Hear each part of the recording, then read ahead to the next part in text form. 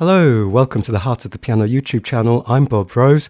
Today we are looking at that piece of music. Yeah, we're looking at Clair de Lune by Debussy. This is kind of like the piano equivalent of what Stairway to Heaven is for guitarists. So you play it and people go, in fact, I play regularly in a group of sort of piano enthusiasts. And it's an embarrassing piece to play because it really is like that kind of Stairway to Heaven thing. And I said, I'm going to keep this secret because this is a piece in the latest Trinity book. And I've been learning it to stick up on YouTube. So you'll all know what this is the moment I play it. And the moment I started playing it, there were groans. People groaned. so you know. But however, if you are brand new to this, if you're fresh to piano and you don't have this huge baggage, if you want to call it that, of cynicism that surrounds this piece, it's a beautiful, beautiful piece. And I've got to admit, despite feeling like I shouldn't like it, being a high-level classical listener, whatever that entails, I love this piece. This piece is beautiful. I will always love this piece, even if it's very overplayed and makes everyone go, oh. And it's a very difficult piece to pull off. I think in many ways, if you play this for your exam, yeah, obviously you're going to play it for your exam because you love it, and that's the most important reason. But bear in mind that every time an examiner sees this, they're going to be like, oh my God. So, make it good. Make it a good performance, because a bad performance of this is just like, oh, not another bad performance. So anyway, I hope I haven't put you off, because really, really, I want to encourage people to play this. It really is just one of the jewels of the piano repertoire. It's so beautiful. It's gorgeous. And, if you look at if you search in YouTube for Clair de Lune tutorial, you're going to find so many people giving their opinions on this piece. So do bear in mind, this is just my opinion. I had a quick look at what other people are saying about it, so I'm going to try to not go over a lot of ground that other people have covered, but there are going to be some really common things, like, for example, the most commonplace, getting right to the chase now after a lot of waffle, so thanks for listening through all the waffle. So yeah, basically I've got a couple of students doing this, and they all everyone does the same kind of thing when doing this. So they play something like,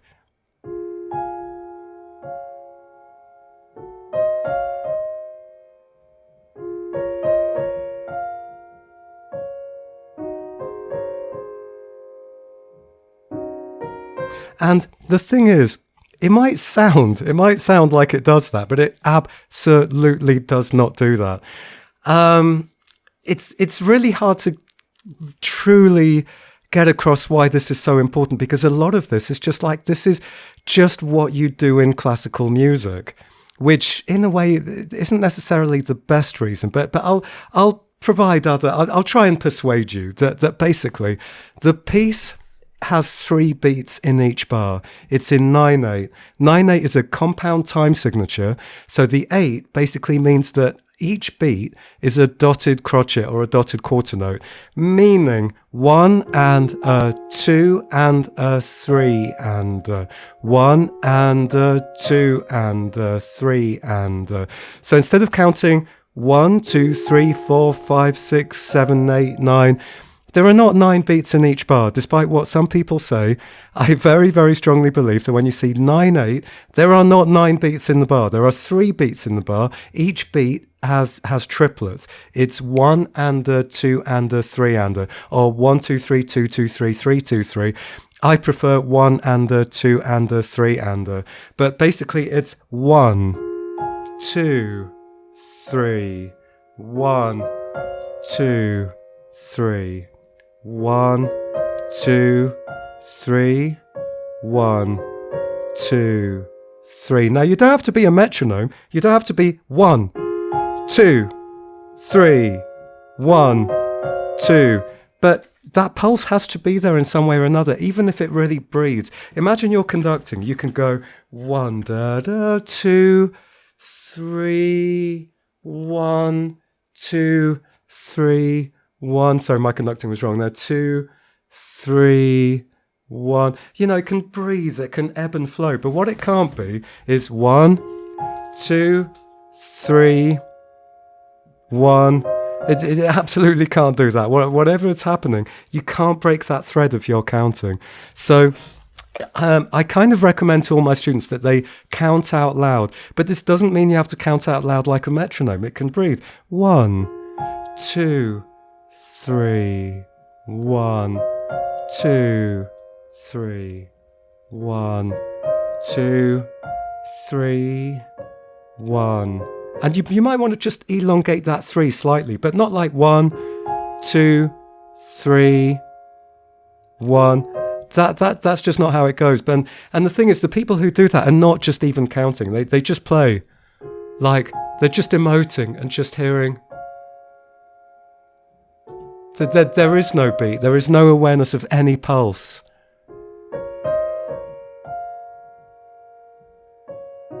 And I'm sorry, that's just not how it goes. And even if you like it that way, you're going to fail you won't fail your exam, but the examiner's going to go, oh no. And I'm sorry, but part of it is just that you just don't do that. You just don't play this piece that way. But really, I do think, doesn't it sound better if there's a very implied pulse that a lot of people might not even notice? But if you go 1, 2, 3, 1, 2, 3, 1, 2, 3, 1, 2, 3, 1, 2, 3, 1, 2, 3, 1, 2, 3, 1, 2, 3, 1, 2. Now you notice that I pull it around. I'm not just like 1, 2, 3, but there is a pulse. You do need to be aware that there is a pulse to all of this. And I think that it gives the whole thing more structure. I think if you do too much floating,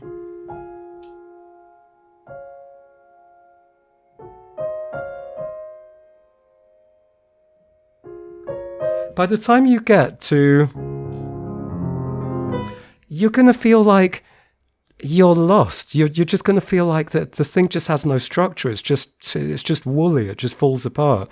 It needs a bit of structure. Everything, all of art needs some kind of structure. Anyway, so, and maybe as I talk more about sort of how I approach this, you might start to agree with me a little bit more about that. But anyway, but it is important that you are able to count 1, 2, 3, 1, 2, and so on and so on, out loud. And then once you can count out loud, you don't need to keep doing it. You can then just go and then just internalize that. And you know, speaking of that, in the very first beat is you have to feel that first quaver or that first eighth note rest. It's not 1, 2, 3. It's not on the beat. It's off the beat. So when you begin to play, you take a deep breath, you get yourself ready. This could be a whole video just on its own. But anyway, you know, you get ready to play. You feel the pulse. You feel your opening pulse. 1, 2, 3. And you feel that opening rest. Anyway, so something that I think is really, really, really super important when you're learning a new piece or approaching a new piece or playing a piece of classical music in any way at all, I like to ask myself, if this was a person, who would this person be and how are they moving? Who are they? What do I feel about them? In the same way that if you meet a real person in real life, you don't analyze them to go, who is this stranger in front of me? And you sort of start to analyze them with your analytical, logical mind. No, you get feelings about them. You immediately get a very strong feeling. Do you like them? What kind of energy do they have? And this is what I do with every piece of music. I want to get to know it. Who is it? Now, it's either a person or sometimes it can be a landscape. Now here, I personally kind of feel that this moonlight, this Clair de lune, the moonlight, I think this is sort of almost like a fairy tale figure, like something like from Ravel's Gaspard de la Nuit with Ondine, you know, like a little water spirit or something like that. I think that I almost feel like this is a creature of the moonlight. It's almost like she is part of the moonlight. I definitely think it's a she. And so if we think, okay, who is this person? What is this person? What's this person's energy?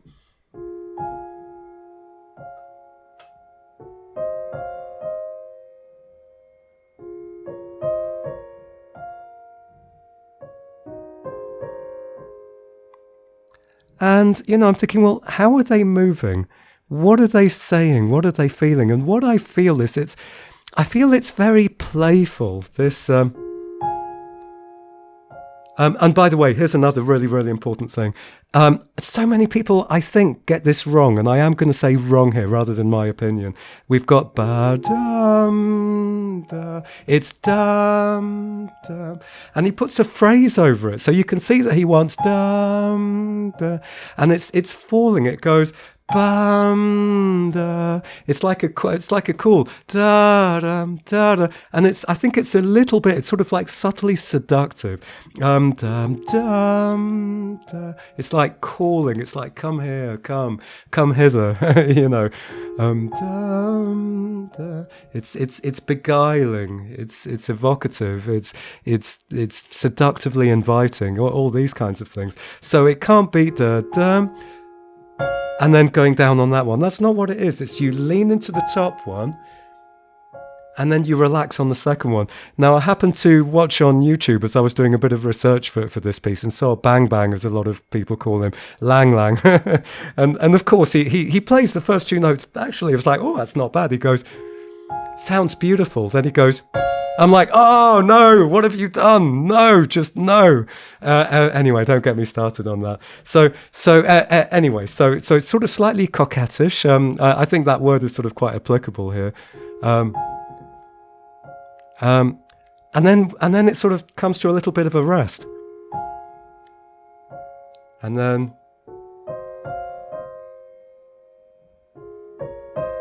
so it sort of starts and stops. And I think that what this is, it's like this spirit is almost a little bit shy. It's like she comes sideways with her shoulder and goes, ooh, hello. And then, ooh, how are you doing? And then again, so you get what I mean. It's like she's a bit shy. It's like there's an approach, there's an invitation. Here I am exaggerating the pauses, and then a little bit more. And then there's this little bit of tension, and then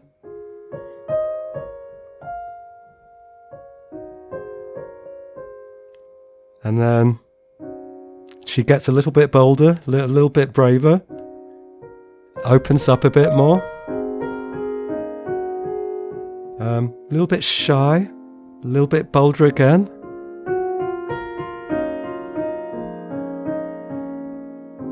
And then now she feels way more comfortable. But it's like, it's flirting. It's not just like, hello, hello, hello, hello. It's like, ooh, hello. And then, ooh, hello, bit more. And then a little bit more. So this is what I think of it. It's playful and flirtatious. That's kind of how I'm feeling it. What I don't think it is personally, which a lot of people I think are going to want to feel it this way, is this sort of super romantic, just drowning in this, you can imagine all the strings going, sort of all very, very syrupy. I don't think that's what this is. It wouldn't be pianissimo. It wouldn't be pianissimo con sordino, which is like with the soft pedal. This is... And it's French as well, like French emotions are not super, super hard on sleeve. There's a sophistication to them and a detachment from the emotions. I think this needs to be slightly detached and elegant. So this spirit of the moonlight is being seductive, subtly seductive and flirtatious, but in a detached way, not in an obvious way. There's an elegance.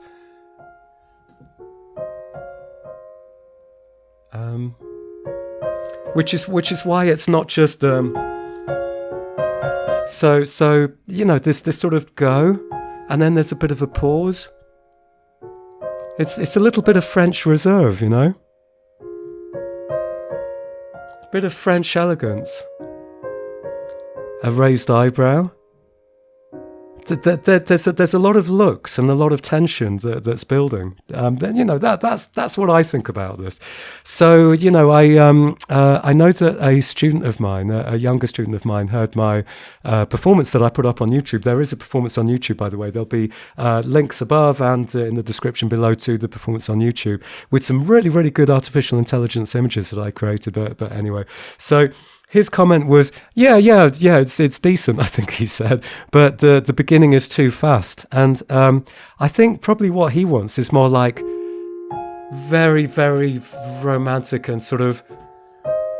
But I don't think that's what this piece is. This piece is very French, and I'm going to talk about the Sweet Bergamasque and the poem that this comes from as well. It's playful, light and flirtatious.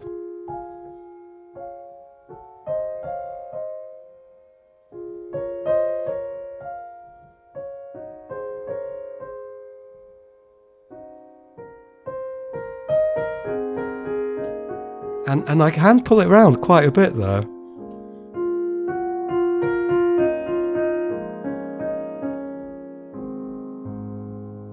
You know, just think about a shy, delicate, female creature of the moonlight, you know, just sort of, hello. That's what I'm thinking there. Now, by the way, I went and listened to Debussy's own playing on his piano roll, which you can listen to on YouTube. I'm going to leave a link below. And certain things here I've subtly changed to reflect what Debussy did on his own recording. Now, it did bother me when we get to, where is it? When we get to bar 7, it just felt wrong to me to go, here's bar 7, and to keep these ties. Doesn't that just sound wrong? So from just before bar 7,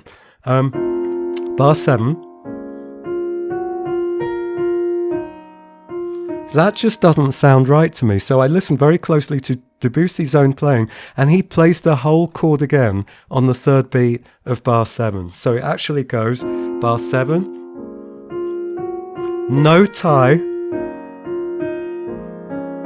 and I think that sounds so much better, and that's what Debussy himself plays.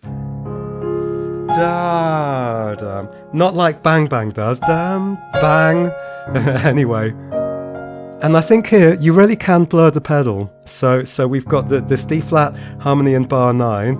I think it's okay to half pedal and have that sort of bleed over a little bit. If you listen to Debussy's piano roll, the pedal really mashes with all the harmonies. You can't truly tell from the pedal roll, but the piano roll. But anyway, so someone else on YouTube was saying that in the beginning, you should play all of this without pedal, without any dampener pedal. No.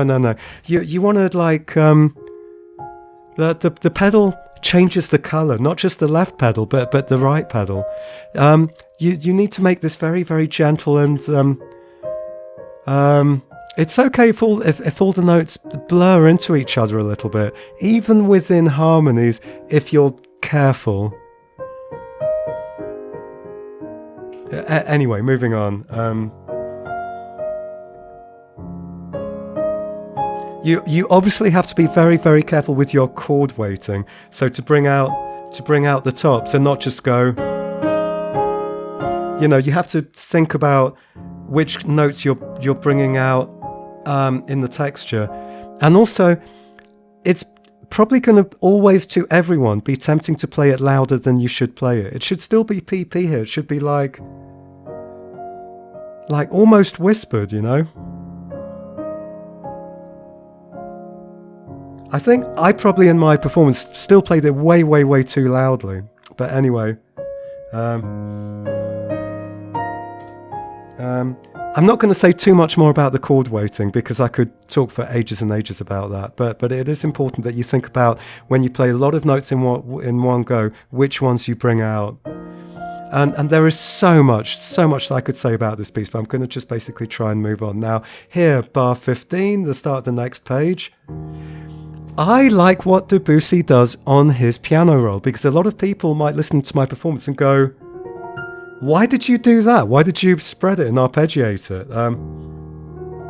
Well, I did that because Debussy did that when he plays it, and I liked it. I've got to say, there's a lot of reasons to go, that is beautiful. When that's played beautifully, without arpeggiating, it's gorgeous. But Debussy himself goes... So I like it, and I'm keeping that. I'm keeping that arpeggiation thing that Debussy did.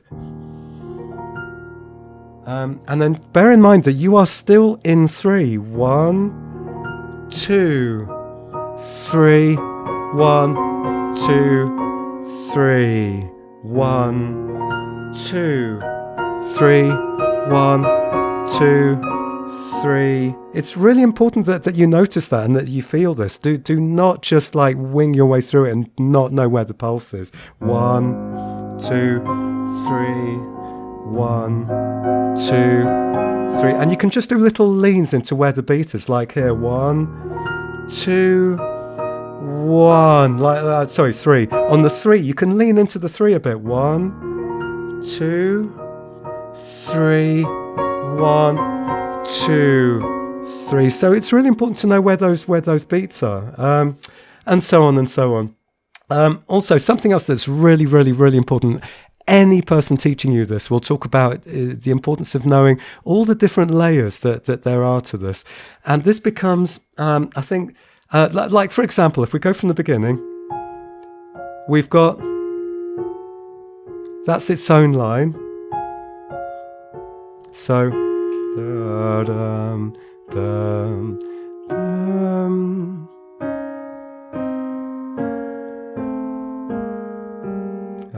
Sorry. So, you know, I'm murdering all the rhythm, but I'm just basically showing you that there is a bass line. There's another line going on here. So I'm just going to bring that out. I'm being very unmusical just to show you.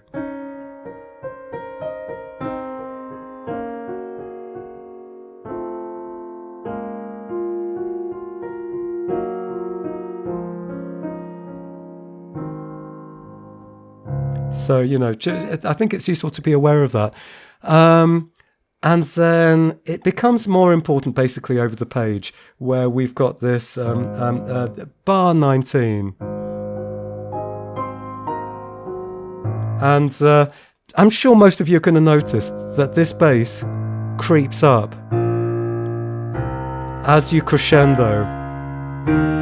And then it goes all the way up there. So be aware as you get to bar 19, this is a line you need to follow.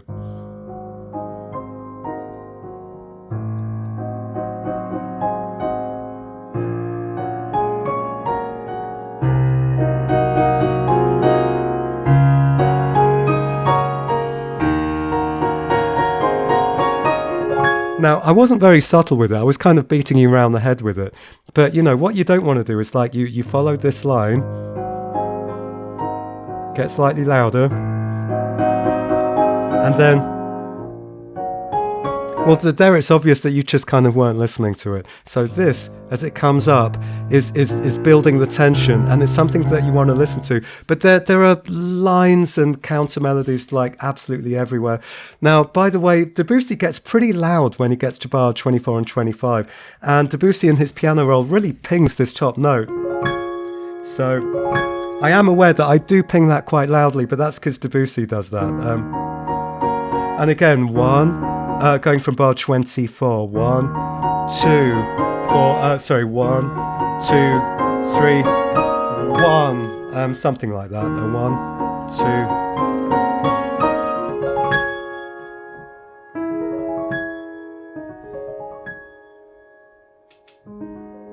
And make sure you're counting there. 1, 2, 3, 1, 2, 3. You can get slower, but as long as you are like still counting and not breaking that thread. So again, there's so many things that I could go into, but this is just what I consider to be, you know, the most important stuff. by the way, every time that you see crescendo, and here poco a poco crescendo and animated, this is bar 19. Every time you see anything that says crescendo, immediately get quieter at the beginning of that. This is such a good rule, and vice versa. So if I go from the top of the page, if I go from bar 15,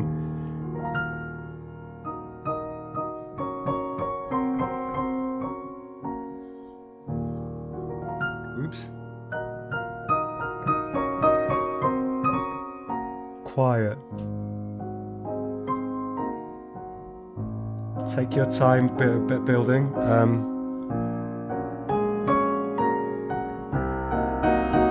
You can probably get quite a bit faster.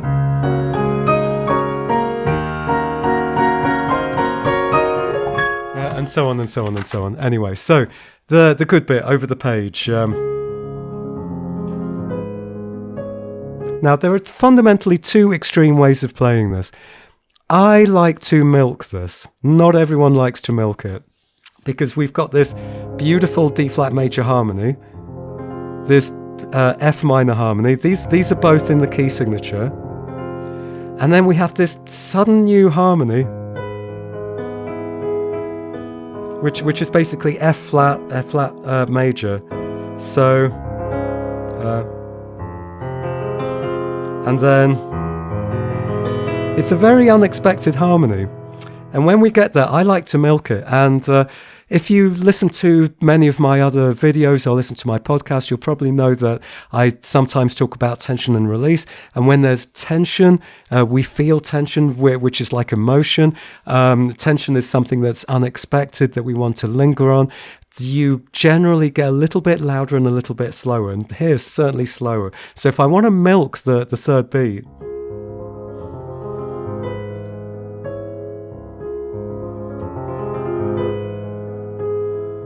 now that's too much. I'm exaggerating it just to show you. We're milking it way too much. Don't do that. But then the opposite is to not milk it at all and just do this to keep the forward momentum going, which is just going to be.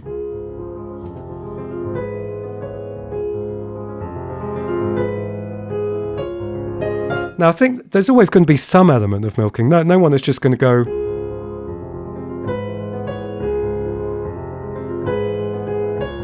Which is strictly in time. No one's going to play it quite like that. But I think everyone are going to have different degrees to which they pull that third beat round. So let me see if I can watch my recording of it. And like I said, there'll be a link below and the link above. Watch my recording to see how much I like to pull that around. But it's something like.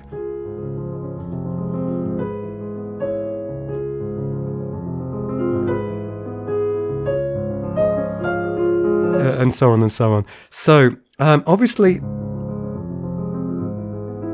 these need to be really even.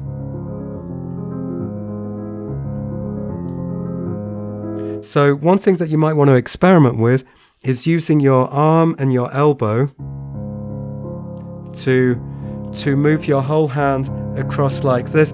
Again, it's a little bit too much to go into in just one video.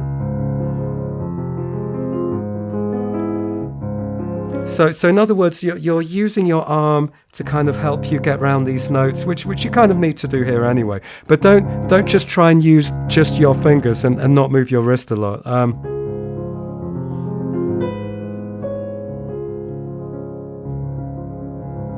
Notice how my elbow and my arm is moving there. That's really going to help you.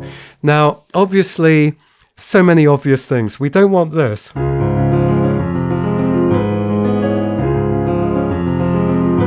We want the melody to be reasonably loud, not pianissimo. We want the melody to be MP, MF.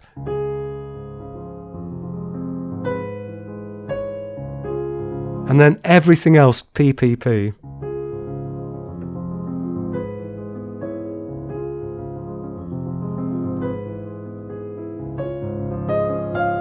This is tricky in the left hand. Make sure you practice this.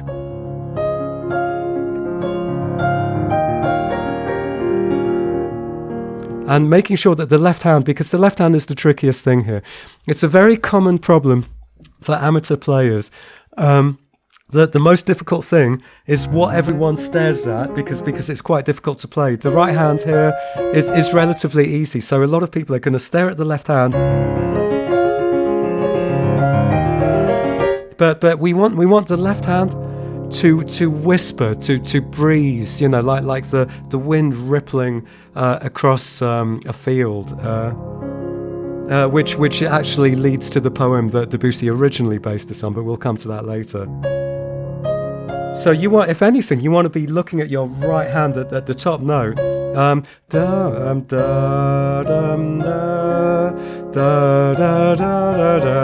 That, you know, that's what you want to be thinking about.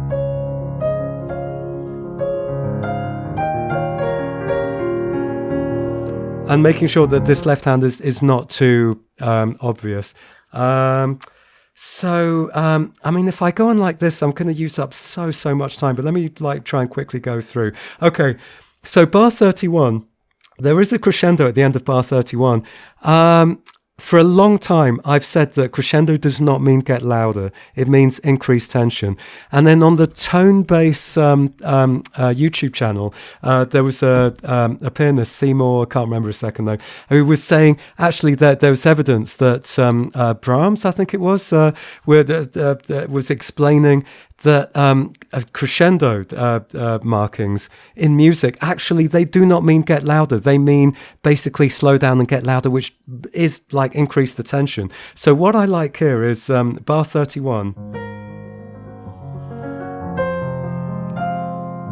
You build the tension by slowing down. I don't think you should get louder. Getting louder is weird. It's not that. It means build tension. It means slow down.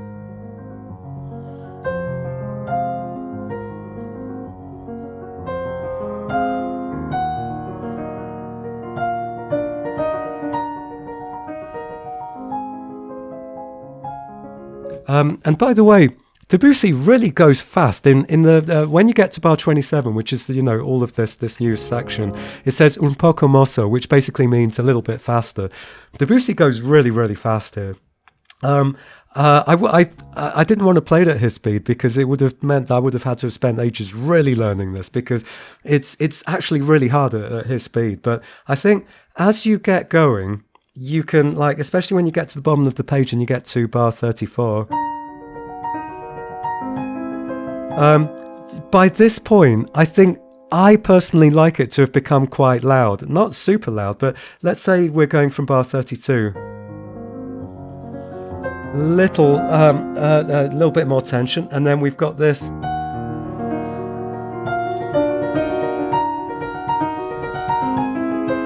I think by this point you're allowed to get reasonably loud, because bar 35 says crescendo. What do we do when it says crescendo? You suddenly dip down. And then we start crescendoing a little bit. And then a little bit animated here.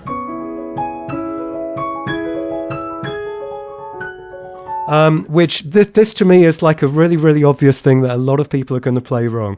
It's not.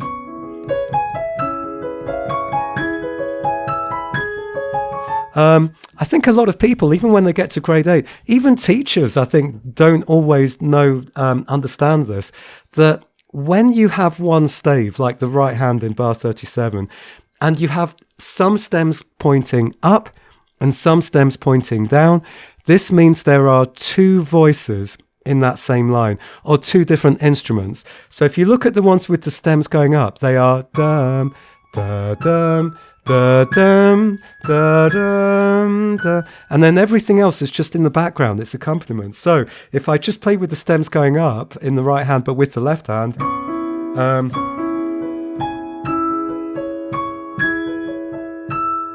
and that's what you want to listen to. So you don't want. No, it's more like. Hang on.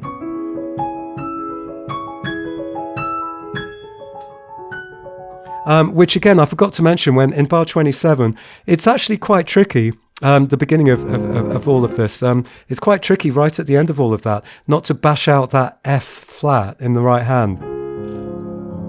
Sorry,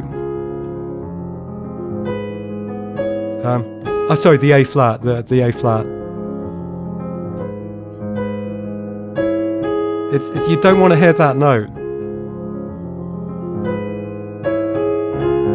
So, or even the C flat It's just got to be dum da da da da, and everything else is quiet. And not that. You've got to be really careful with that. And again, in the next bar, this F flat is so hard to control. That's the one I was thinking of. So not. It's not. Which a lot of people are going to be tempted to do because you're moving your hand to get to the next chord. So not. But this. Something more like that. Anyway, moving on.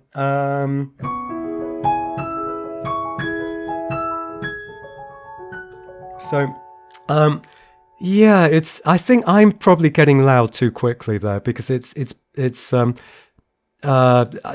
going to run out of crescendoing. If we crescendo too quickly, we're still crescendoing getting to bar 41. So I'm going to try and pace myself this time.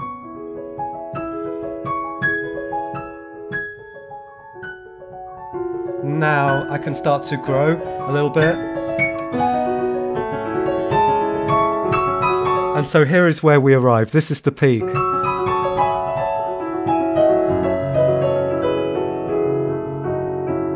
And don't be afraid of being too exuberant here. This is very exuberant. Sorry.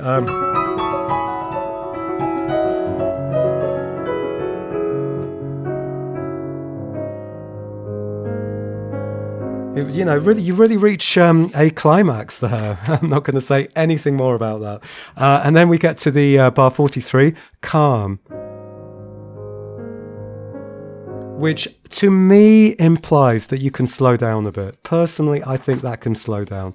It's up to you. You could just be.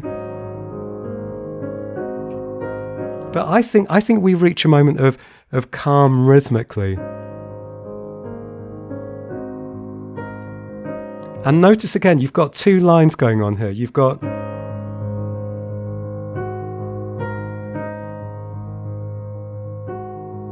and then you've got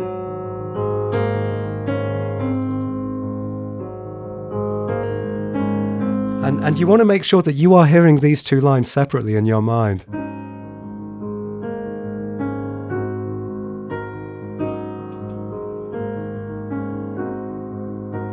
And it's actually really hard to keep this left hand rhythmically, properly in pulse with this. And again, 1, 2, 3. 1, 2, 3. And then this bit is actually deceptively tricky. Every now and then when I come back to this piece and I've got to get it all under my fingers again, this is the bit that I can never play. I can always remember the rest of it. And this, it's like a tongue twister. I always have to spend a while getting it back under my fingers. So I recommend that if you're learning this for the first time, do bar 45 as one of the things that you learn first, because I think it's the most difficult. The other being bar 41 and 42, which is quite tricky. But anyway, so... and then I think, for me personally, bar 45 whips along a bit. It's like...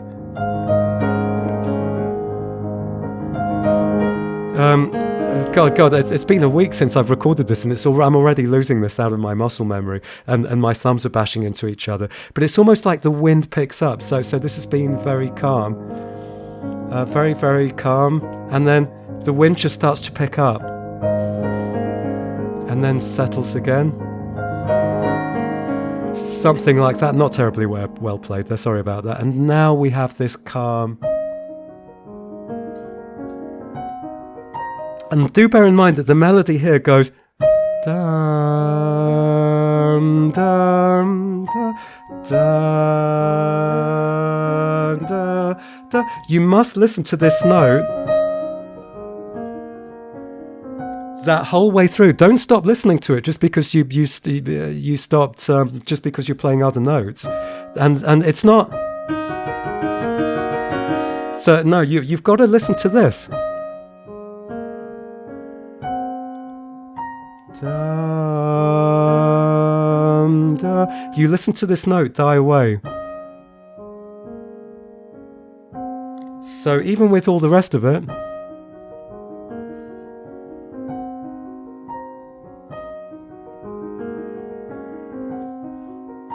You listen to it die away. And the same thing here. You listen to this note.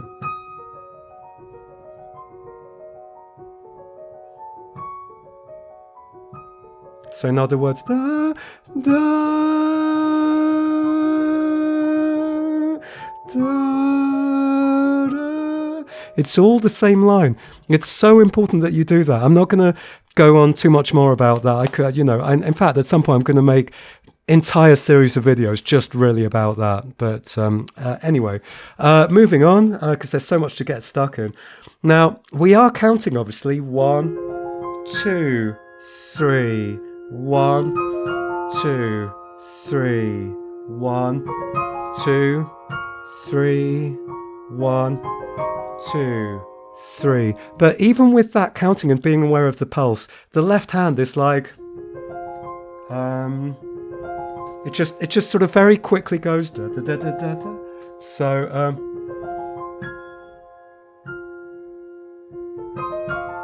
it can be slightly rushed, slightly, as long as you are counting 1, 2, 3, 1, 2, 3, 1, 2, 3, 1, 2. And it's really hard for me to do it while physically counting out loud with my mouth, but it can just have that slight little bit of a push to it, those little upward ripples.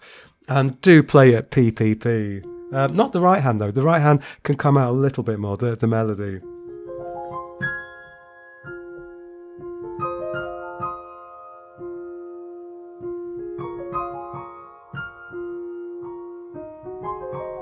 And so on and so on. I don't want to talk too much more about all of this because it's just taking forever.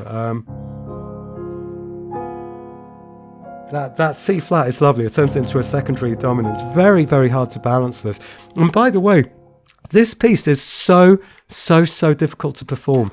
And when I put it up on YouTube, it's like, it's nerve-wracking. It's an easy piece to play, to have under your fingers. But if you want to make it sound really good, you need so much control. It's deceptively difficult. So anyway, bar 59.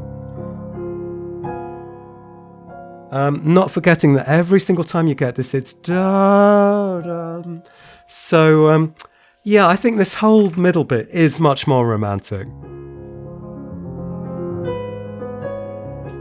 This really is like beautiful and a lot of love and not like the beginning, which is just this very playful flirtation. But and now that we come back to here bar 59, it's we no longer have that sense of shyness. This is just pure intimacy, like everything has been bared. It's falling asleep in each other's arms. It's beautiful. 2, 3, 1, 2, 3. But it's still French. There's still a certain element of elegance in one.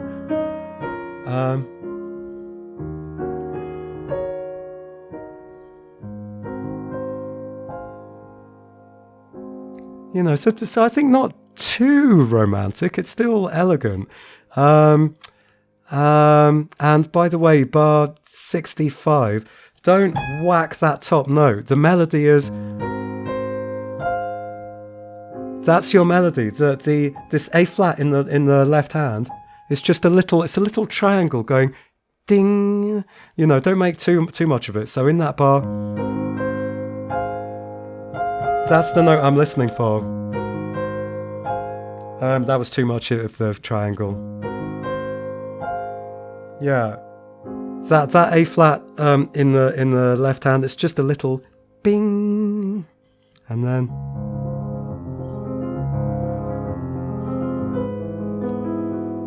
this is so hard to control. You can have little slowing down there, so I'm going to go from bar 66. I think it's okay to have rubato here.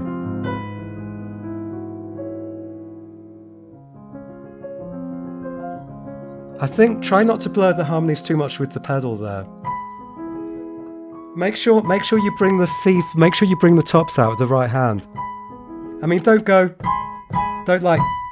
ping it, but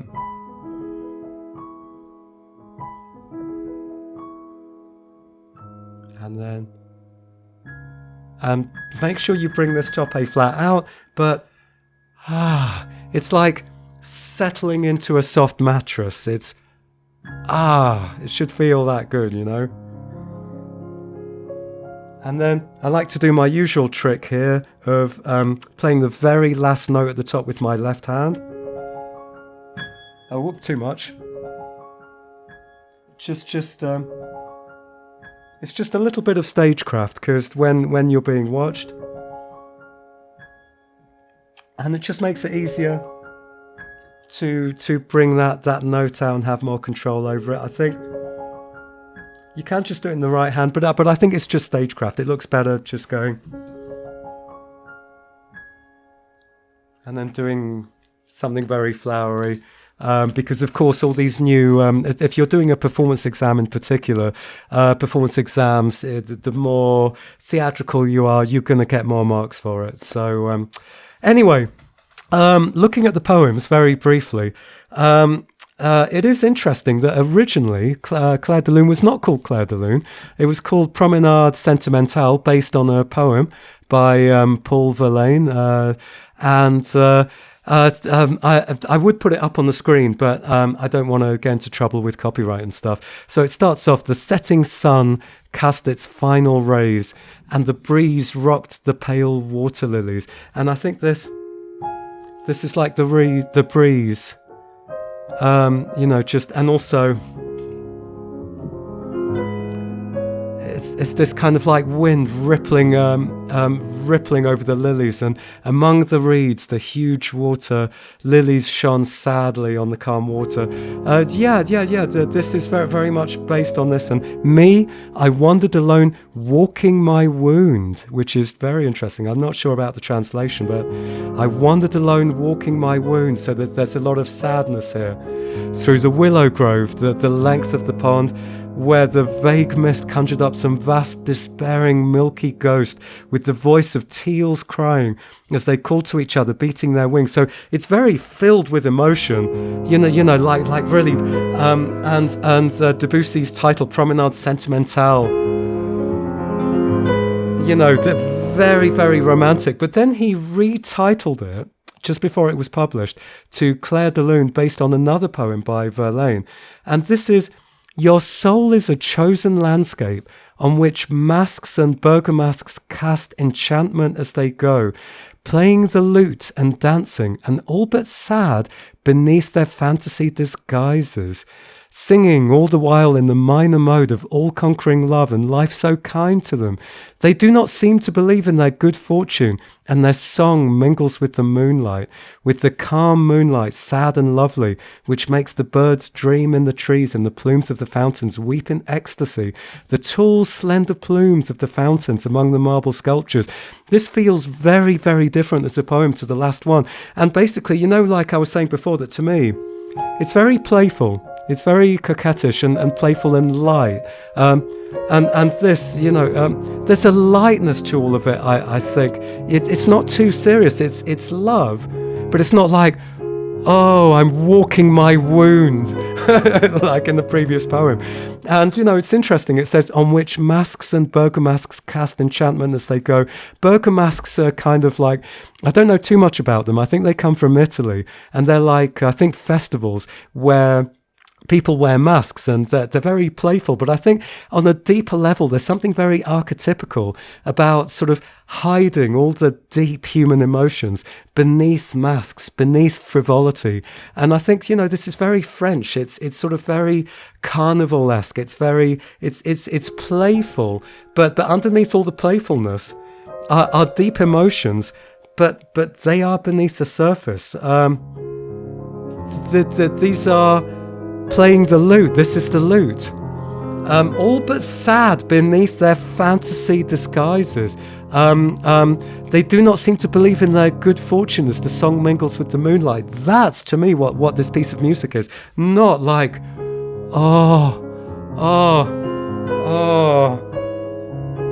I just don't think that's what Debussy wanted, because that's not like the title of the poem reflects something much more French, much more playful, much more sort of elegant, you know?